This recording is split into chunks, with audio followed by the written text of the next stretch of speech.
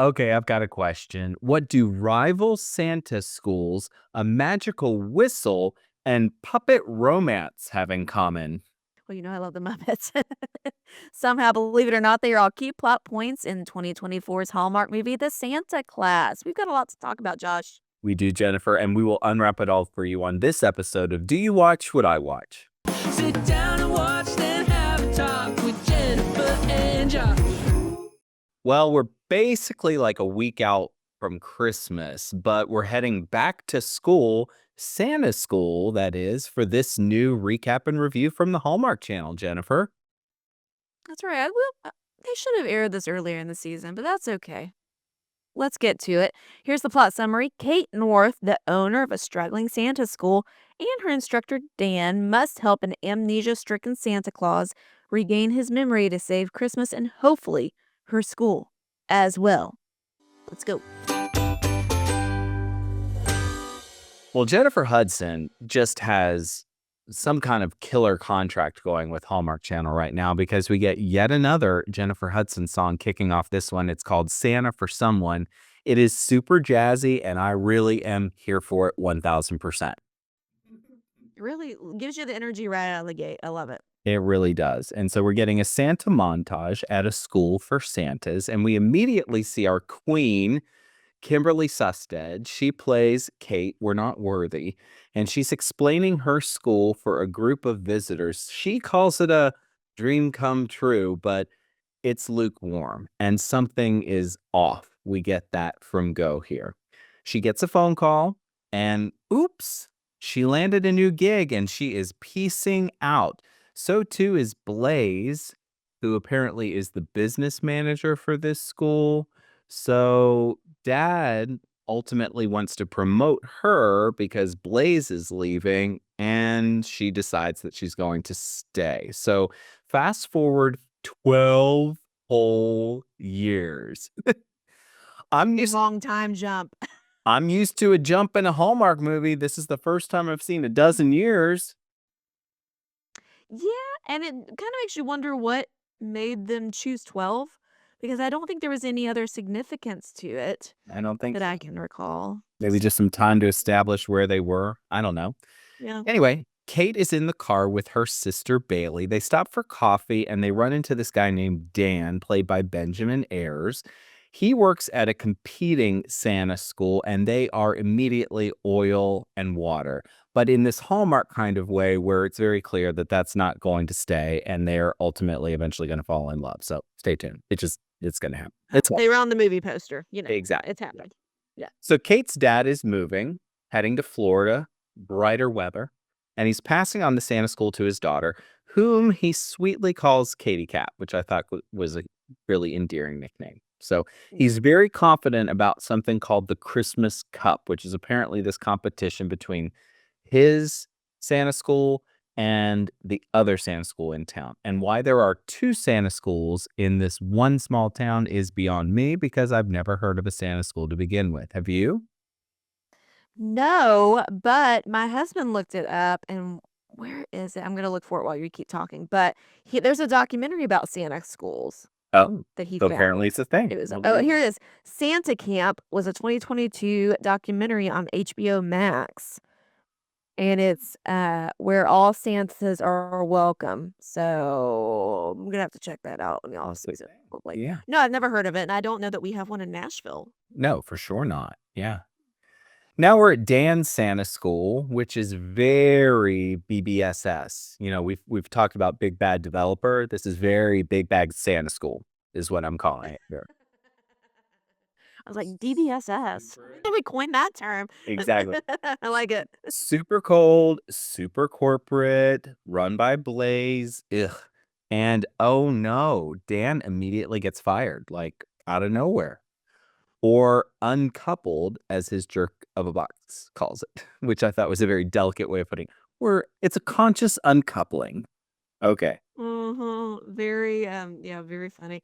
Literally the only note I took this entire movie was about Blaze because I wrote Chow because he says Chow like 1,000 times a minute. Chow, Chow, baby, Chow, Chow. And then it's All my notes, Chow. ciao. which if you've not seen the movie, he is exactly the kind of guy that would say Chow. And I think we can all form a mental picture of who that guy is. And you would be probably pretty darn accurate about who Blaze is in this. Anyway, so And he Dan loves wearing a tracksuit. He looks like loves, the villain from the Despicable Me movies. I don't remember which, or at least one of the movies. yeah, Yeah. yeah, spot on. Anyway, so Dan's got a problem. He has a mortgage and doesn't have a job. So he wanders over to Kate's place and presents it as the opportunity of a lifetime for her. She is reluctant. He lays it on kind of thick, and she is still not sold, but decides to give him a one-session shot. She's trying to be nice here. So Kate gets a call from a mall owner. He is encouraging and looking forward to hosting her and her Santas in training for some upcoming event at the mall. But yikes, there's a blizzard on the way, so might throw it in jeopardy. I don't know. We'll have to see. Kate goes and picks up Dan the next day. Why Dan doesn't have his own car is kind of, oh, that's why. He had a car for work that got taken away, so he really doesn't have a personal car? I guess not? Okay, I guess he didn't need one. He moved here to this town because his family was traveling all over and just took advantage of the corporate car for there you go. many years. I Yeah. don't blame him. That'd be cool. They're driving along, and out of nowhere, there is a Santa just wandering the middle of the road. This Santa is confused. He doesn't remember how he got there. And while he's wandering the woods looking for answers, so are Kate and Dan. And they wind up finding a sleigh and reindeer. And those reindeer and that sleigh promptly fly off. So we get a little bit of magic here, and they are convinced that he is, in fact, the real deal Santa Claus. What are you thinking at this point, Jennifer? I am seated in Santa's sleigh. I am sleigh all day. Any of the TikTok terms you want to say about this movie. I was so excited about it. I've never seen Kimberly Sustad and Benjamin Ayers together in a movie anyways, and I love them both. So I was already excited. Then we get Christmas magic, but even before that, there's quippy dialogue, which we know I love. They're in the car, and we watched this part 4 times because my husband watched this one with me. He wasn't going to, but I started it, and he immediately got hooked, and he's like, "Okay, so what's happening now?" But when she's driving and it's kinda icy and Benjamin Ayers is like, "Okay, can I turn the radio on?" And he's like, "Oh, loud," like, or no, "Up on the housetop, click, click, click," and then they say, "Down the chimney with old Saint" no, what was it? There's a line about Santa, and then right then is when they almost hit Santa in the street, and it was so funny. The comedic timing was perfect. Loved it. Good. Loved it, loved And it. What here. did you think? Same here. I'm in on it. I'm here for it, the whole Yes. thing. Yeah. So these two are freaking out, as one might be if you have an encounter with the real legit Santa Claus. But they decide to take Santa to the Santa school. Now, Bailey is there with a new Santa student. He's a doctoral student doing some Santa research. They give Santa the name Nick, of course. He is St. Nick, naturally, and they wander inside. This is a ragtag crew of Santa wannabes here, including a guy with a puppet. This is a really funny scene, only made better by the fact that we get a Paul Campbell cameo here. And when I tell you I gasped and laughed out loud, I was like, what a funny little bit to have him, because he's literally Paul Campbell as Paul Campbell. He's playing himself Mhm. as an actor in this. So it's a very kind of meta moment. I was like, oh, that's kind of cute that they did that one time.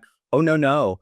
This is like a continuing thing that they do the entire movie, and it just made it that much funnier for me. So Same. I'd seen him in the preview and I thought, "Oh, he just probably pops up in one scene or whatever because him and Kimberly Sustad are good friends."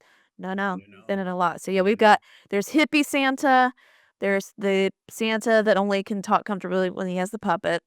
There's the female Santa who is very much offended that people would assume that girls can't be Santa. There's the grandpa Santa, there's Paul Campbell Santa, and then there's Nick. Is that all of them, I think? I think so. It is like the island of misfit toys for real. It's I when they're love that. introducing themselves, we watched that scene like 3 times, and because the more you watch it, the more you can pick up on little things because they're kinda, like, ragging on each other a little bit. It's so funny. It's so funny. Yeah. So Dan sets up the first challenge for this crew. It is a themed obstacle course We get a spirited montage. They hope it jogs Nick's memory a little bit, but alas, it does not. Dan and Kate, and their second kind of challenge for these guys, inspect their Santa uniforms. Bailey runs a history course on all things Santa, flirts with the doctoral student a little bit, and Dan coaches them on the right way to deliver a hearty ho ho ho. Well, later on, Nick helps one of the Santas up from a fall on the obstacle course, and he has a flashback memory of his past. So, whoa, maybe he's remembering who he actually is. That's exciting. We I get thought his more. blood sugar dropped. I was worried about him. I know, exactly. We get more. Oh, and up to this point, Nick was they've seen him chugging massive amounts of milk and eating Yes. massive amounts of cookies, and they're like, "Whoa, bro, are you okay?" Slow it down. Yeah, exactly. Yeah. We get more montages from the Santa barracks and the Santa classroom. Then Kate and Dan have a late night stroll. There's some flirty tension here. So here we go. And we learn that they once dated, gosh, years and years and years ago. And it didn't work for one reason or another. So they do have a little bit of history that we're kind of re-sparking and reigniting here. The next day, they decide to wake up the Santas, but Nick has a brief sort of spell, like legit might be falling out kind of spell. And it's a little troubling to me. It's kind of a beam up, a brief moment of peril, if you will. He's remembering other people's memories, which he unpacks with Kate and Dan a little bit before everyone heads off to the mall for their practice Santa session. And we get another montage here. They use montages throughout this entire thing to really keep it lively, which I appreciated. They didn't really get stuck in one particular thing, which is great. Mm-hmm. It is shockingly terrorizing for our would-be Santas to have to deal with these kids at the mall. That is for everyone except Nick, who, what do you know, is a natural at being a Santa. Maybe because he is Santa. Just saying. Right? Exactly. Mm-hmm. He should be happy, but he isn't. After all, he's able to know what people want for Christmas because he's Santa. And Ned, the mall guy, wants to buy Kate's Santa school. Gasp, plot twist. Did you see that coming? Well, when we first met him in the beginning, I was like, "Is this guy gonna be skeevy?" But it seemed like she'd known him forever, and he talked fondly of her dad. So I was like, "Oh, he's fine." No, but I get he's not really skeevy. He's just a businessman trying to make business deals. Yeah. I He mean, doesn't want to run the school. He is more BBD, big bad developer, than anything. Yeah. he wants to put another mall, pave paradise, and put up a parking lot. Oh, We've seen jeez. it before. Yeah, seen that before. Well, the Santas decide to go out for some beers. Everyone gives Dan advice on how to make a play for Kate. He gets up the nerve and he chats her up a little bit, but here comes Blaze. Blaze shows up with his Santas. And thankfully, there's trivia happening at the bar. So we get a trivia montage between these two ragtag crews of Santas. It is feisty and competitive, and Blaze is a total jerk to Kate when his team wins. This winds up being, however, a bit of an epiphany for Kate. She has changed her course and changed her plans because Kate has, up to this point, I think Jennifer felt a little bit disappointed in her crop of Santas as compared to Blaze's, because Blaze is attracting, let's put it mildly, the better kind of traditional Santas, and Kate's Mhm. Santas are a little ragtag, not what you would expect, right? Yeah, Blaze's Santas would probably be at the nicer malls in your town. Right. Kate's Santas would maybe be at like a mini mart kind of thing. Exactly. Yeah. Yeah. So Kate has decided that Santas don't need to be perfect. Santas can be real people too. And so this new approach works really well, but the Santa students are starting to wonder about Nick and how he's just so darn good at all of this. The gift exchange they have for all the Santas is really warm and kind of funny, especially Paul Campbell just sitting there clutching a picture of himself. So funny. Oh my gosh. Anytime he was on the screen, I laughed. Later on, Dan and Kate have a flirty conversation, and he asks her out on a real date, or what they determine to be a quote, scheduled social interaction. She says yes, and they stroll a holiday market. The chat is flirty and candid, and it's clear they're falling in love here. So they decide, as you do, that they're going to crash a company Christmas party, which makes me break out into a mild rash. Like, Yeah. there's nothing about me that would ever do that. Would you ever crash a holiday party? No. First of all, I don't want to go to the holiday parties I'm invited to half the time. Second of all, no, I am too much of a law-abiding citizen, and I'm not a good liar, and I would not blend in well. I would stick out like a very sore thumb. Well, they're trying their best to blend in here, and their cover story is that they're Mhm. married, which is a convenient excuse to be a little bit closer on the dance floor until they are busted, by the bouncers at the party, and they are kicked out.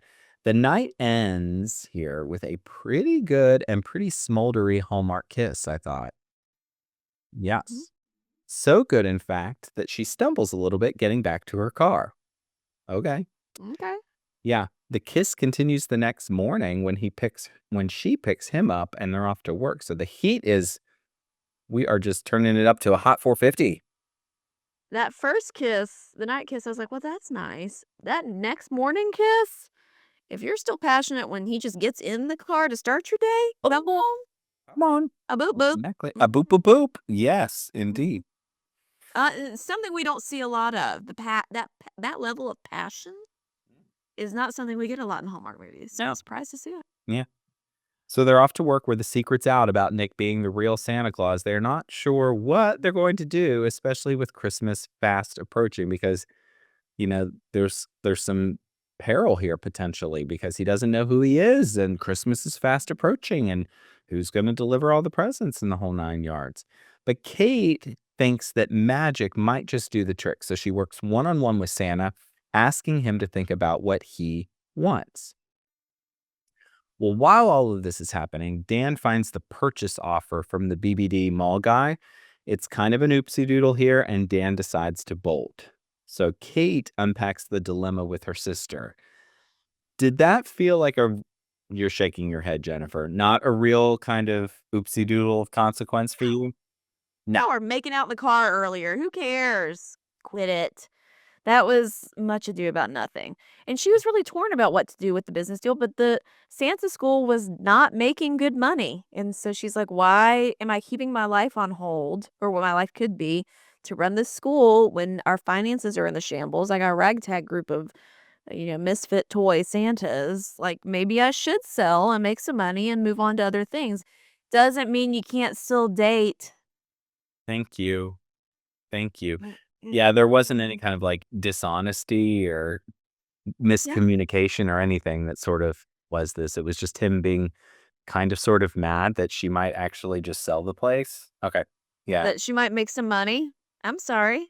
Little I'm sorry thoughts. you got fired and lost your company car, but maybe she wants to pursue other options, other business opportunities. Yeah. Don't She's hold got Kimberly possibilities. Sustad down. Don't, Don't don't.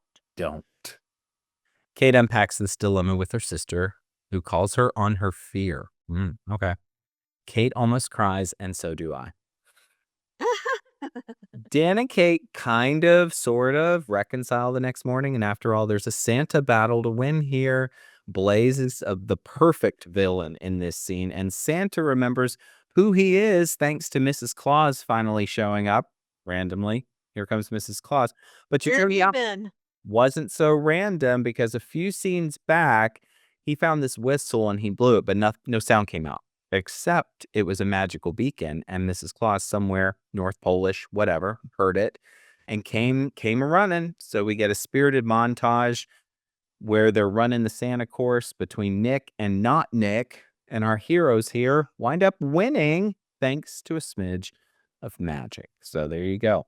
They celebrate the big win at Kate's later that night. There's love blooming in several different relationships. You've got Kate and Dan, you've got her sister and the doctoral student, you've got the puppet Santa. Turns out that there was another puppet lover there in the mix, and they're connecting over their love of puppets. And the puppets even have a Hallmark kiss, which was a choice.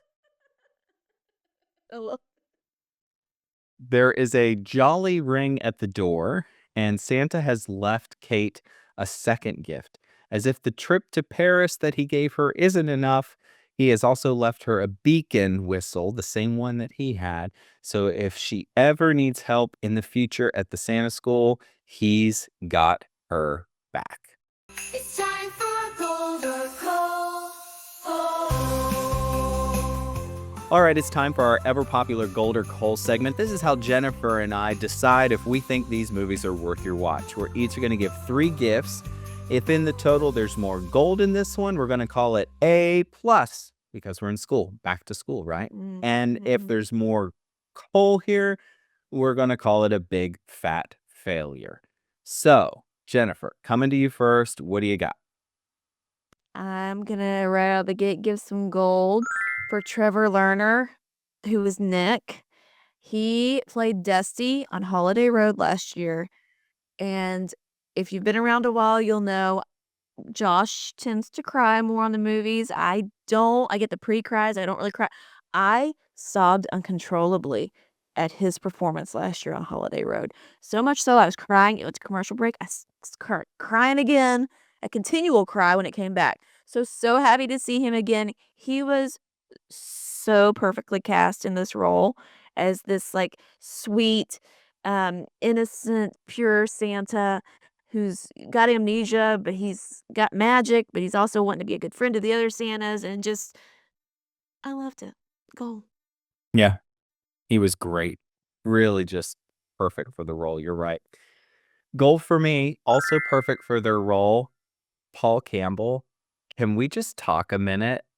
Like, there's the cameo, and then there's what this was, which was a cameo, but at the same time, he's making fun of himself in the process. The best thing that they're doing is they're at the trivia night, and one of the things they have to do is come up with a list of Christmas movies. And you hear Paul Campbell, and if you're not paying attention, you would miss this line, Uh-huh. but he says, "Ugh, I've been in like 35 of these." And it's just like funny because it's like if you've watched any of this with him in it, you're gonna get it and you're gonna appreciate it. It's sort of like this Easter egg for the fans. And I love when they do that kind of thing. And I think he was so great, played it deadpan, and I thought was just really funny in this role.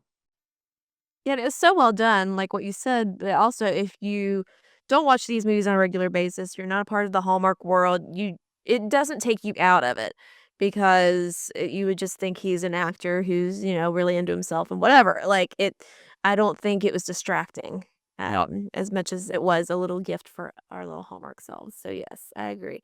I'm gonna give a gold for the puppet Santa. I laughed so hard that he had this puppet and then the puppet was jealous he didn't have a Santa suit, so then later, he's wearing a Santa hat, and then, like you said, he falls in love with one of the judges who also has this emotional support puppet, and they're kissing at the end.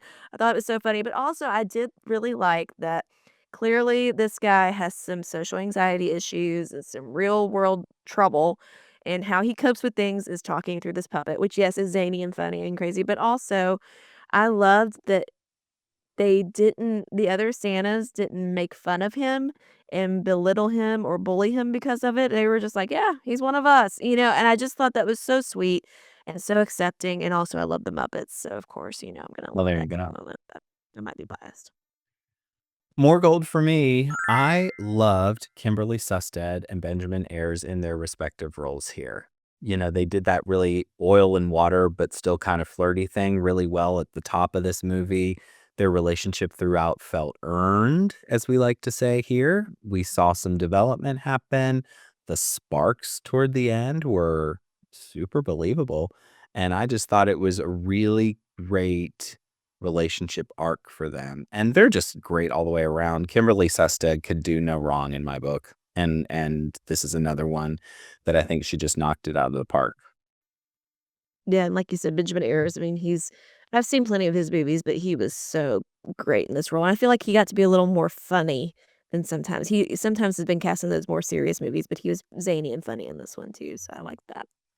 I will give my last gift as a piece of gold. When Nick is trying out to be or he's practicing being Santa at the mall and he has that little girl approach him and what she had lost her stuffy, was that the toy? And she was really sad about it, and he's like, "Well, look in Santa's sack," and it was her stuffy. It was such like a Miracle on 34th Street kind of scene, and it had the perfect amount of Christmas magic for me that I was probably unusually moved by it. I didn't cry, but I was really touched. I just thought it was so sweet and just how pure it is to think that Santa magic and that what you want for Christmas is, only ask away. I just really love that. So, gold. Mm, that's great. My last gift is going to be gold. I loved this ragtag crew. And sometimes when they do these, where there's these ancillary B characters, they can be distracting or they can Yeah. be underwhelming. I feel like this was like really right in that sweet spot where it actually contributed to the plot and you found yourself cheering for this group of people Mhm. as opposed to ignoring them because you want to get back to the main plot, right? I just really thought that it played really well. The casting was great. Each of them had their own unique quirks and they all sort of worked together. And I think you sort of hinted at this, Jennifer, there was this unity among them that I think was really endearing. They sort of knew they were the underdogs when they were up against Blaze's Santas, and they sort of found commonality around that. And that last scene when they're all at her house enjoying each other is just so warm to sort of see the completion of those friendships going from total strangers to now brothers and a sister in Santadom. So there you go.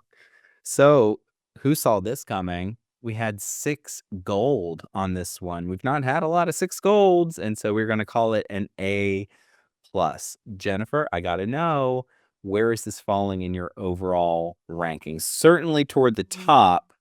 What are you thinking? It's up there. Gosh, there have really been a lot of really great movies this season. And it's hard because sometimes something's great, but I may not be prone to watch it as much, but I would totally watch this one again. It's probably top 3, I Mhm. think, 3 or 4. It's up there, and that's not a slight, that's saying a lot because there are it's heavy this year, the heavy competition. What do you think? It's the same Yeah, for this year. me. Yeah, it's Yeah. definitely top tier for me. I just Mhm. really thought the casting was great, the story was great. There's a nice magical element to it. You are sort of transported to this place where in the back of your mind, you're like, "Does this really exist somewhere?" And I like that Mhm. too. So this would be a fun one. Tell me what you think. I think this would be a fun one, like a Friday family movie night kinda thing. Depending on the age of the kids. Like, I feel like I have a 6-year-old, and I don't think we have too many questions about Santa anyways right now. Ah, that's true. That this would be tough. In fact, Viewer we might need to discretion record is advised. we might need to record a thing at like, and put it at the beginning of this episode to warn people that we're talking about Santa a lot. But yeah, Mm, so, but I think older kids, absolutely. It'd be a perfect little family movie. can you What imagine? do you think? You're the well, that's what you suggest. That's what you Yeah, would pair it yeah. with? Family movie night, maybe for older kids. I like it. And yes, maybe we should put a disclaimer at the top of this episode. I'll record that right here. This episode of Do You Watch What I Watch contains graphic descriptions of formulating Santa Claus. So, viewer discretion is advised. Ho, ho, oh, no.